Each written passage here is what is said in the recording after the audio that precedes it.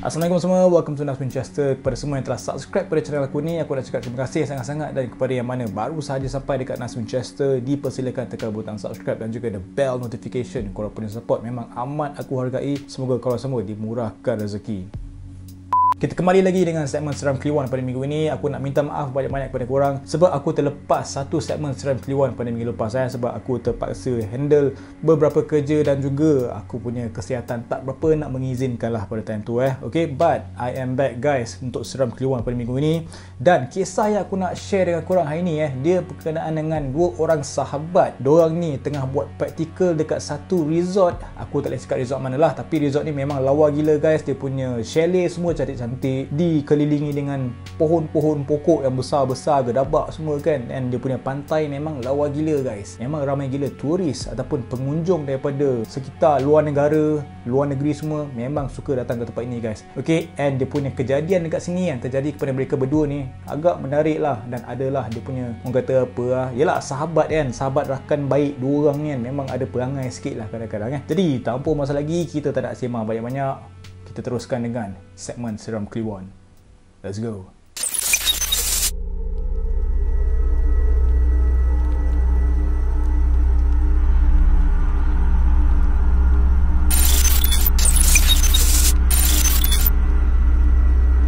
Kisah ini dia terjadi pada sekitar tahun 2009 di mana dua orang sahabat yang menjalankan praktikal mereka di sebuah resort mewah yang mempunyai pantai yang memang cantik gila guys. Okay, dikelilingi dengan pokok ru dan juga pokok kelapa yang tersusun cantik, membuatkan tempat itu memang lawa gila guys. Memang mantul Okay, kepada mana yang baru saja kahwin ke apa, nak honeymoon kan, korang boleh pergi tempat sini tapi itulah kan, sebenarnya korang nak pergi kan, sebab aku tak sebut nama tempat ni kan.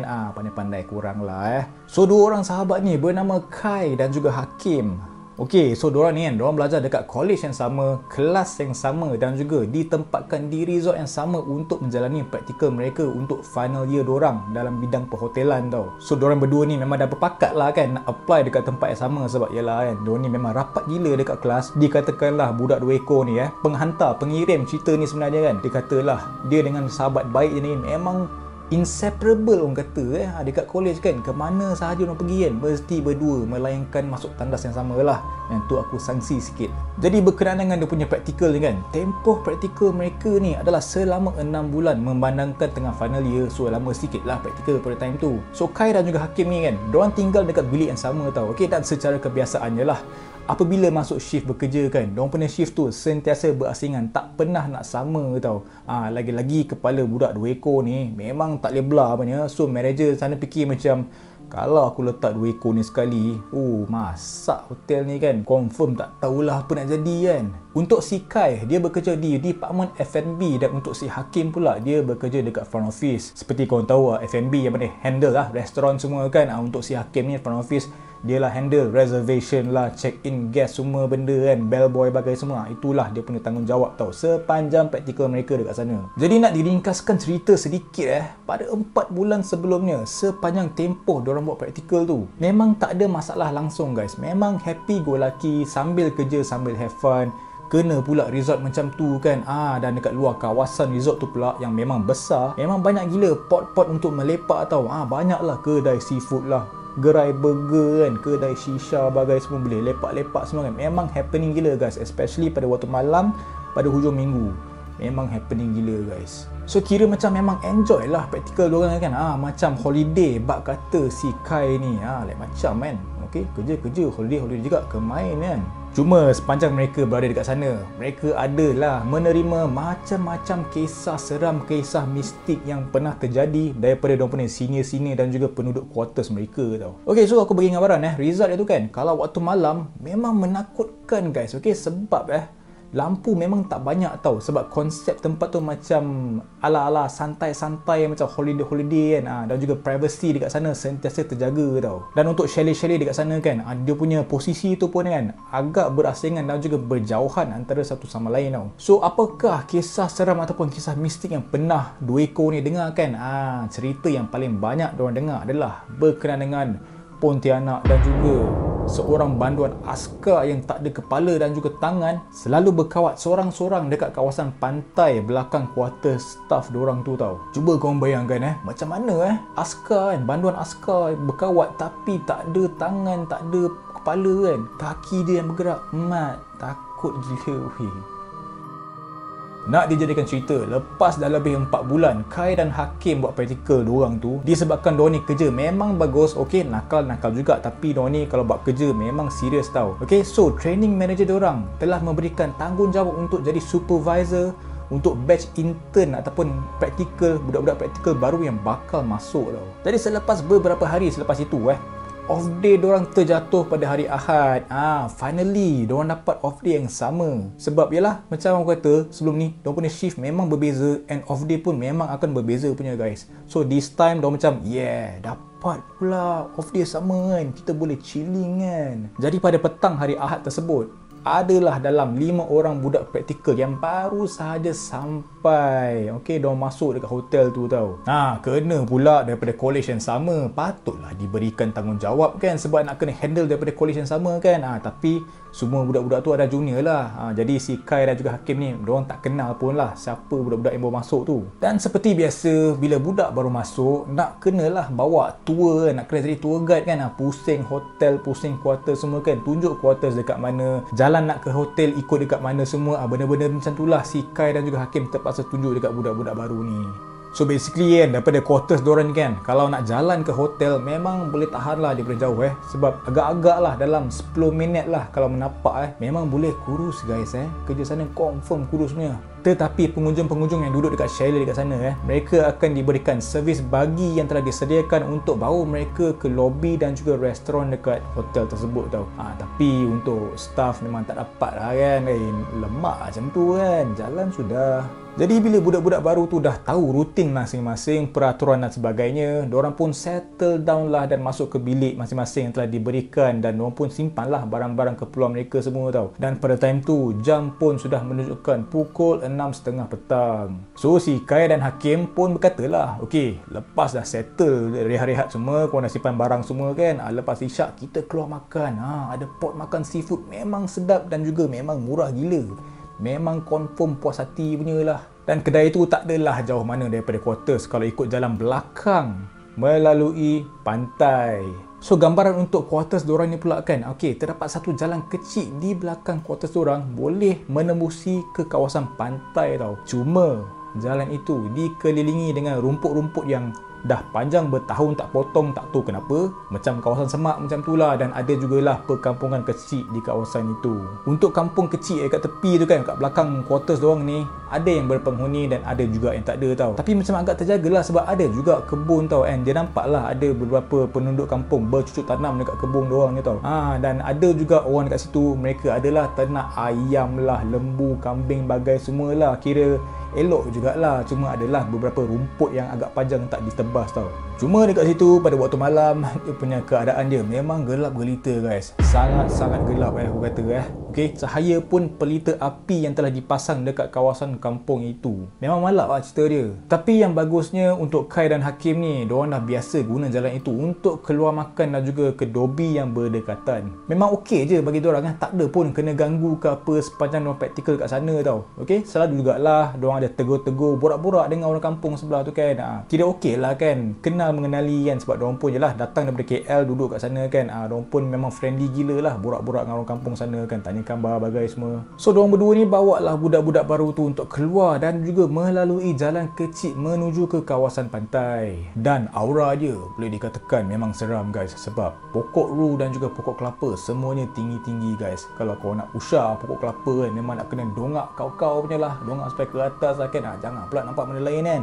risau agak ni. So gambaran jalan itu memanglah dikelilingi oleh pokok ru dan juga pokok-pokok kelapa yang teramatlah tinggi. Dan macam biasalah, sambil duduk jalan-jalan tu, untuk keselamatan dan memandangkan Kai dan Hakim diorang ni senior dan tahu selok-belok jalan tersebut, Kai dia akan berjalan depan sekali dan Hakim dia akan standby ikut daripada belakang. So budak-budak tu akan berada dekat tengah-tengah lah. So sepanjang mereka tengah jalan-jalan tu kan, memang meriah lah guys. Okey, berborak-borak, saling berkenalan bagai semua, gelak ketawa kan. Sebab ada seorang budak tu Apalah awak rupanya guys. Kemain weh, kemain. Dia buat lawak bagai semua kan. Memang berdekah baik budak-budak tu gelak So memang have fun lah sambil jalan tu. Lagi-lagi dengan perut masing-masing memang lapar gila. Semua dah tak sabar nak sampai dekat kedai seafood tu. Sedap dan juga murah. Memang masing-masing lagi bersemangat dah nak sampai ke kedai kan. Sebab ya perut semua dah buat bising kan. Memang dah lapar cerita dia kan. Tetapi untuk Kai ni kan, bila bab yang macam ni dia tegas sikit tau. Dia akan pesan untuk sentiasa membaca ayat suci Al-Quran bila lalu dekat kawasan ataupun tempat-tempat yang macam ni tau. Dan dia juga ada berkata dekat budak-budak tu, ini bukan tempat kita, kita ada kat tempat orang ni. So kita nak kena hormat dan juga jaga adab kita. Bila dah separuh jalan tu, Hakim tertiba dia macam ada bagi signal dekat Kai, di mana dia buat macam bunyi batuk tau. Konon macam bunyi batuk macam tu tau. Kiranya kalau antara Kai dan Hakim ada buat bunyi macam tu kan, bermaksud nak bagi signal lah tu. Tak tahulah kan macam korang semua kat sana kan, yang mana ada kawan baik kan, yang korang berdua kan, apa kau punya signal kau punya bluetooth connection tu, aku tahu memang kuat gila guys, okay. Buat sikit je dah tahu dah ada benda ni. So itulah keadaan Hakim dan juga Kai pada waktu itu. Jadi apa yang terjadi pada masa itu? Kai dia pun menoleh ke belakang tapi masih lagi berjalan, bermaksud dia jalan ke belakang lah sambil memandang ke arah Hakim. Dan dia nampak Hakim ada bagi signal dan memegang telinga dia. Dia pegang macam ni. So Kai macam pelik lah. Dia pun pegang telinga dia macam ni kan. Lepas tu dia tanya apa benda kan. Dia pun tepis-tepiskan telinga dia kan. Aduh bebal betul. Jadi kat situ Hakim, maksud dia signal dia tu adalah untuk dengar dengan teliti. Tapi Kai aku tak tahulah dia apa sangat kot kan. Bebal kejap kot rasa So bila Kai finally dia faham maksud si Hakim pegang telinga tu, dia pun mengangguk sambil memasang telinga dia dan toleh ke depan teruskan berjalan. So Kai sambil berjalan tu dia terfikirlah apa benda yang si Hakim terdengar sebenarnya. Dia pun duk fikir kan, apa benda lah budak ni kan. Dia ni jangan bukan-bukan sudah. Rupa-rupanya guys, apa yang Hakim terdengar adalah bunyi tangisan dan juga hilayan wanita yang teramatlah sayu, teramatlah halus yang berpanjangan. Hilayan itu teresak-esak tak henti-henti sepanjang perjalanan mereka melalui pokok-pokok ru dan juga kelapa yang tinggi tersebut. Kai terus tergamam dan Hakim lagi sekali bagi signal batuk dia tu. Cuma kali ni berkali-kali dia buat signal tu Kiranya dah macam memang dah serius lah, memang emergency lah maksud dia. Dan Kai pun dia terus toleh ke belakang macam sebelum ni juga sambil berjalan ke belakang tu. Dan dia nampak Hakim bagi signal dengan hanya mata dia sahaja menunjuk ke atas dan jari dia perlahan-lahan menunjuk ke belakang sambil konon-konon macam sedang menggaru pipi dia. Contoh dia macam dia pandang atas macam tu, sambil garuk kan, dia tunjuk ke belakang itu. So jari dia sedang menunjuk ke arah belakang. Dan apabila Kai dia dapat signal tersebut, dia pun slow-slow je tengok ke arah Hakim tunjuk itu guys. Dan apa yang dia nampak adalah terbaik guys, Kak Pontianak kesayangan korang tu tengah bergayut di celah-celah pokok ru tersebut yang tinggi sambil memerhati je diorang tengah jalan dekat bawah tu sambil mengilai dengan begitu sayu. Dan bukan itu sahaja, Pontianak tersebut sedang memegang susuk tubuh bayi.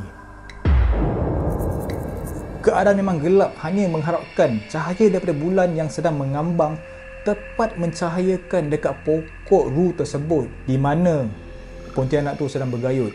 Korang bayangkan kan, keadaan tengah gelap, dekat pokok ru tu cahaya bulan tengah tembak. Nampak guys, Pontianak tengah lepak kat situ Rambut dia yang begitu panjang ke bawah sampai menutupi dahan pokok yang dia sedang bergayut itu. Paras rupa dia ibarat hanya berwarna hitam pekat. Memang gelap gila, memang pekat warna hitam dekat muka Pontianak tersebut. Muka Kai memang cuak gila dan Hakim memberikan signal tangannya untuk bertenang, jangan panik. Hang relax Kai, kau tak payah nak kelang kabut sangat. Sebab budak-budak ni, diorang tak tahu langsung, diorang tak perasan pun kehadiran Pontianak tersebut. Mungkinlah diorang terlampau excited ataupun terlampau lapar lah nampaknya Yang seramnya, sambil itu Kai, mata dia masih lagi terpaku melihat dekat Pontianak tersebut sambil berjalan ke belakang. Dan yang lagi seramnya guys, sepanjang Hakim berjalan, Pontianak itu pun dia akan terbang dari pokok ke pokok, ibarat dia hanya mengekori mereka. Dia tak nak putuskan pemandangan dia dengan doang semua ni, dengan si Kai, Hakim dan juga budak-budak tersebut. Kai jarang mula untuk rasa sesak nafas, tetapi Hakim dia berbisik, tapi bisik dengan kuat dan bercakap, istighfar Kai, istighfar. Baca ayat suci Al-Quran macam aku ingatkan kat korang tadi. Cuma yang nasib baiknya, budak-budak praktikal yang baru ni, diorang still tak tahu apa sedang terjadi. Diorang anggap macam ini macam benda biasa. Hakim sentiasa mengingatkan untuk membaca ayat suci Al-Quran. Dan sehinggalah diorang dah keluar daripada kawasan berpokok itu, sampailah ke kawasan luas pantai, Kai dan Hakim masih lagi terdengar bunyi tangisan dan juga hilayan pontianak itu.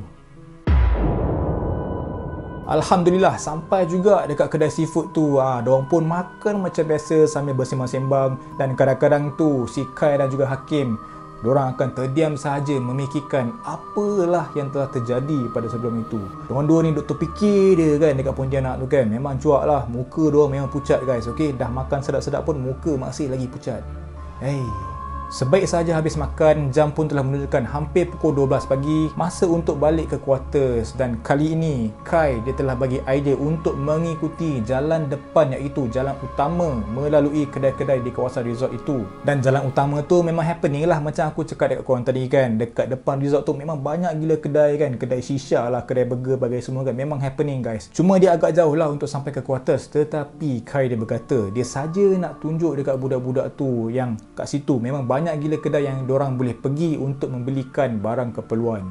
Pandailah member mengilat Padahal dia tengah takut tu. Dia takut nak lalu jalan yang sama tau. Dia risau pula kan ikut jalan sama kan, ternampak pula pontianak tengah lepak tak pokok kan, pisang mat. Okey, so okey lah. Diorang pun baliklah ikut jalan utama, dan Alhamdulillah mereka pun selamatlah sampai ke quarters mereka. Dan agak jauh lah sebab diorang jalan tu lebih daripada setengah jam lah, dalam setengah jam ke 40 minit macam tu. Dengan yelah singgah beli burger semua kan. Ada budak-budak tu sempat mat beli burger 2-3 biji katanya nak makan sambil main phone. Dahsyat tu lah budak-budak Padahal tadi dah tibai ketam 4-5 ekor kat kedai makan tadi kan. Dan kemudian Kai dan juga Hakim, mereka pun balik ke bilik diorang untuk berehat. Dan Kai dia terus buka topik tadi dengan muka dia cemas, dan dia tanya dekat Hakim, "Weh Kim, apa hal sepanjang kita guna jalan tu kan? Tak pernah kena kacau Rasa seram tu ada tapi tak adalah dengar ke nampak ke apa-apa kan?" "Entahlah Kai, aku pun tak pasti lah. Mungkin tu pok dia kot kan, dia tak suka kot orang bising-bising kan. Kalau kita berdua je, kita kan selalu diam je kan. Kali ni memang jiwa kacau member kan, sebab tiba-tiba ramai pula kan. Siap gelak-gelak bagai panas member. Sebab tu aku cakap, relax-relax sudah kan. Boleh nak happy, tapi nak kena ingat lah, itu bukan tempat kita. Kita pun nak kena sentiasa membaca ayat suci Al-Quran ni. Tempat macam tu pula kan, kita nak kenalah hormat. Kita ni orang luar. Mungkin lah kot Kim, aku rasa yelah kan, tiba-tiba bising pula kan, sebab tempat tu dah biasa sunyi kan. Aku rasa lah, so dia marah kat kita lah. Tapi Kai, kita ada lagi satu masalah Ahmad. Pula apa benda pula kali ni? Kau jangan Kim, aku duk menggigil lagi ni lepas nampak pontianak tadi aku takut So apa benda tu? Baju kita kat Dobi lupa nak ambil dah lama siap tu Macam mana pun nak kena ambil kat ni. Kalau tak memang kena sound memang kena sound dengan toke Dobi tu. Kita dah lah setiap minggu asyik lambat dia pick up kan. Member pun dah panas Bukan pontianak dia panas, toke Dobi pun panas kita kau tahu. Ni dah pukul 1 lebih dekat pukul 2 ni. Aku sanggup kena maki daripada toke tu, daripada yang kena ikut jalan yang puaka tu Aku tak sanggup game, aku tak sanggup. Tak ada apa aku rasa. Plus kita bukan nak kena pergi ke arah pontianak tu pun. Ni kan ke arah bertentangan. Dobi belakang bilik kita je pun kalau ikut jalan kecil ni. Jalan main road tu jauh gila Kai. Semata-mata nak ambil baju tak berbolah Aku rasa sila-sila aku lapar balik mat. Tak apalah Kai, kau jalan je lah rapat dengan aku kan. Yang penting janganlah pegang tangan aku Kau relax lah, kita baca doa, kita minta perlindungan semua kan. InsyaAllah okey tu Kai. Ya, jom gerak sekarang. Lagi lambat lagi sunyi nanti Ni pun kereta semua dah start kurang, kedai semua dah banyak tutup semua kan. Jom. Jadi Kai dan Hakim pun pergi berjalan melalui jalan yang sama, cuma kali ini arah bertentangan dan akan melalui perkampungan yang sunyi sepi dan juga gelap tersebut. Dan Alhamdulillah akhirnya diorang sampai juga dekat lobi tersebut dan mengambil baju masing-masing dan terus patah balik melalui jalan yang sama untuk masuk ke pintu belakang quarters diorang tu. Dan dalam beberapa meter nak sampai ke pintu quarters diorang, Kai dia sempat berkata, akhirnya lega tak ada apa sepanjang kita ambil baju tadi ni Aku dah seram sejuk dah ni. Cuma yang peliknya Kim, aku macam masih lagi rasa meremang Kim. Rasa tak sedap badan, tak sedap hati pun ada Alamak, kau relax je lah. Dah nak sampai dah pun. Tu kan bilik kita. Boleh nampak kot. Kau duk tengyang-nyang ni Kai. Kau tak boleh macam ni Mat. Weh, problem nanti weh. Tak ada apalah. Kau relax sudah. Aku ada ni. Sebaik sahaja diorang nak sampai ke pintu masuk quarters diorang tu, di celah-celah pokok secara mengejut, Kai dan Hakim mereka telah disergah dengan satu susuk tubuh berwarna putih yang tinggi muncul di hadapan mereka. Kai dan Hakim menjerit Allahu Akbar dengan kuat dan beg plastik baju Dobby diorang tercampak ke dalam longkang dekat tepi kampung kat situ tau. Kai dan Hakim mereka terus rebah ke atas tanah dengan keadaan yang begitu takut dan hampir menangis. Dan Kai dia terus menutup mata dia dengan menggigil. Dia terus bertanya kepada Hakim, apa benda tu Kim? Ya Allah. Hakim, apa benda tu weh? Dan Hakim menjawab, aku nampak.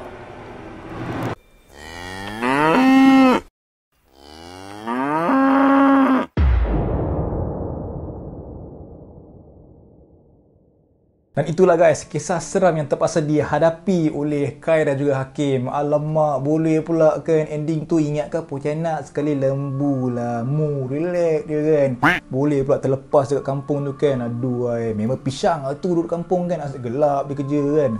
Aduh ay, memang best lah cerita ni Okey, kiriman cerita ni memang aku enjoy baca lah.